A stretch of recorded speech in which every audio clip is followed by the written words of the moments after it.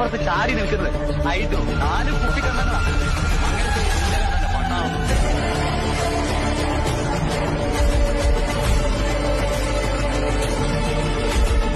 നമ്മുടെ 3 വണ്ടികളുടെയും ഫ്രണ്ടിലും ബാക്കിലും സൈഡിലും ഒക്കെ നമ്പറുകൾ ചേഞ്ച് ചെയ്യണം. അതിനുശേഷം ആദ്യം ചെക്ക് പോസ്റ്റ് കിടക്കേണ്ടത് നമ്മുടെ ഈ 3 ലോറികളായിരിക്കും. ആര് ചോദിച്ചാലും ചിന്നാടന്റെ ലോറാന്ന് പറഞ്ഞു. പനി ചിന്നാടന്റെ കാലാപ്പനി. സ്പിരിറ്റാ സാർ, ഇതിലെ സ്പിരിറ്റാ സാർ.